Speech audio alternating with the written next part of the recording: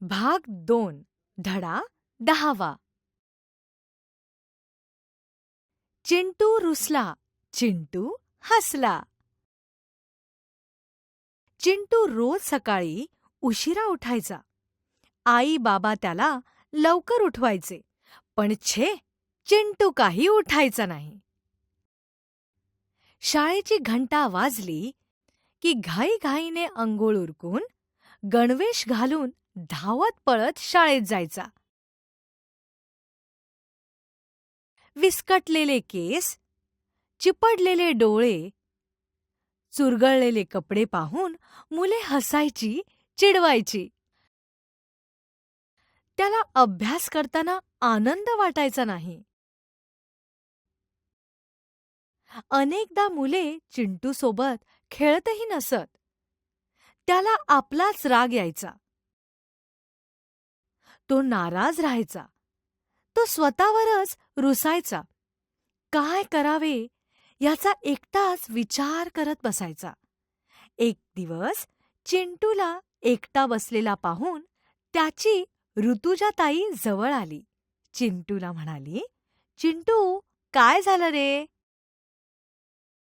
चिंटू म्हणाला, "बघ ना, माझ्याशी कोणी बोलत नाही, खेळत नाही. मला खूप वाईट वाटते." "अरे एवढंच ना. हे बघ चिंटू, मी तुला काय करायचे ते सांगते. करशील ना तू? ऐकशील ना माझे?" ऋतुजा म्हणाली. चिंटू म्हणाला, "हो, ऐकेन ना मी सगळे. सांग ना." ऋतुजा म्हणाली, "हे बघ, रोज सकाळी लवकर उठायचे, शौचास जाऊन यायचे, हात पाय स्वच्छ धुवायचे, दात घासायचे, अंघोळ करायची, स्वच्छ कपडे घालायचे, केस विंचरायचे, दप्तर नीट भरायचे, दररोज अभ्यास करायचा. असे दररोज केले की सगळेच तुझे मित्र होतील." चिंटूला हे पटले. दुसरा दिवस उजाडला. कोणीही न सांगताच चिंटू सकाळी लवकर उठला. ऋतुजाताईने सांगितलेले सगळे केले. अभ्यासाला बसला. आई-बाबांना आनंद झाला. शाळेत जाताना चिंटूने आरशात पाहिले. चिंटू सुंदर दिसत होता. तो फारच खुशीत होता. चिंटू नाचतच शाळेत गेला. चिंटू भोवती मुले गोळा झाली. स्वच्छ आणि आनंदी दिसणारा चिंटू सगळ्यांचाच मित्र झाला. शिक्षकांनी चिंटूचे कौतुक केले. चिंटू आनंदाने हसू लागला. वर्गकार्य. पाठ मोठ्याने वाच. कारण सांग. चिंटूला मित्र नव्हते. कारण तो घाणेरड्या अवस्थेत शाळेत यायचा. चिंटूला अभ्यास करताना आनंद वाटायचा नाही. कारण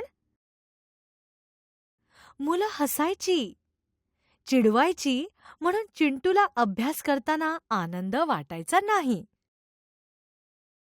ऋतुजाताई जवळ आली. कारण चिंटू एकटा बसला होता, म्हणून ऋतुजाताई जवळ आली. चिंटू हसू लागला. कारण चिंटूचे शिक्षकांनी कौतुक केले. काय होईल ते सांग.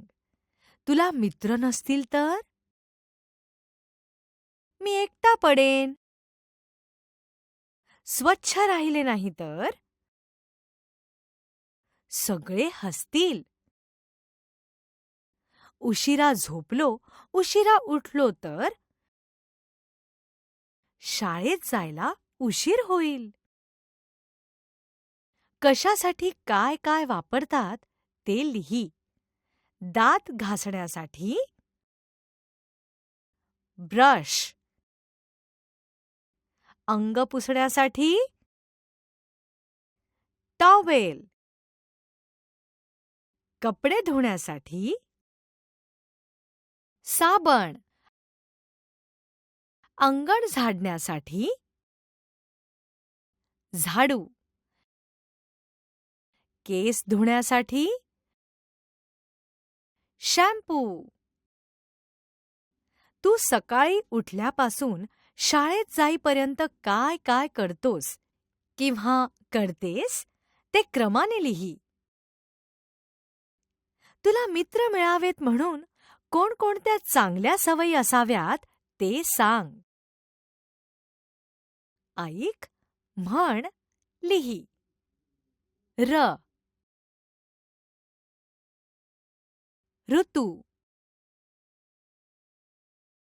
रण. ऋषी. ऋषभ. ऋतुजा. वाच. शिक्षकांकडून समजून घे. व्यवस्थितपणा म्हणजेच सुंदरता. कोणतेही काम वेळेच्या वेळेस करणे, कोणतीही वस्तू नीट जागेवर ठेवणे, पैशांचा व्यवस्थित हिशेब ठेवणे, दिलेल्या शब्दाप्रमाणे वागणे, तिकिटे रांगेत नीट उभे राहून घेणे, रांगेमध्ये उभे राहून बसमध्ये शिरणे, शेकडो गोष्टी व्यवस्थितपणात येतात. साने गुरुजी.